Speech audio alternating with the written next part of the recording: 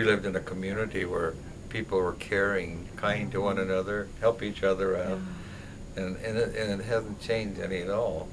Uh, like somebody has a misfortune. I remember in 1950, a tornado hit our farm, and for 2 weeks there was a minimum of 20 people at the farm every day.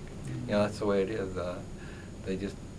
It's a community where they look out for one another, right. help And each other. even when your mother died, I remember she was in the auxiliary, What's so strange though, and all her, that was in 1939, and the mail carrier's wife, two mail carriers' wives and the postmaster's wife, they were all veterans, the guys were. Anyway, those three women had a trio, and they sang at all the funerals. oh, And that was way back in 1939. And the one lady, the postmaster's wife, she forgot to die. She's the second oldest lady in South Dakota at this time. And Julie and I stopped to see her a year ago in February. First time Julie met her, and she says, when we left, she says, "Julie, I'm so glad to meet you." And the worst day of her life was when she was 101. They advised her not to drive anymore. Broke her heart. that's so good. Melvin, can you tell us a little bit about the grave sites that are near the farm and who they belong to and how they buried their children back in great-grandpa and grandma's day, so Rosina and Frederick's day? Yeah, right.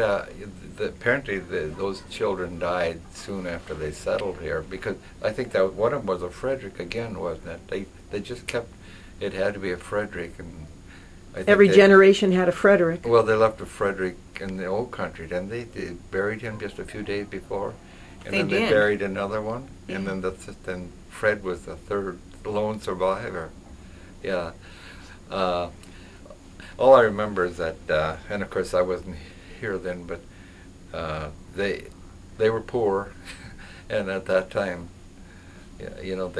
times were rough, and they buried two children on the farm, and then, of course, then later on, then Roscoe got a cemetery, and Grandpa was one of the founding fathers. I suppose he didn't want to bury more children out on the farm. But those two children are buried on the farm, and you found their grave markers yesterday. Bernice I wasn't said she there. did. I knew where they were at, but I wasn't there at the Bernice time. said she did. Mm-hmm.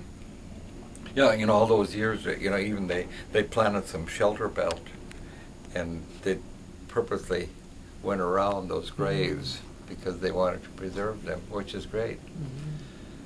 But there's no markings; they're just flat stones.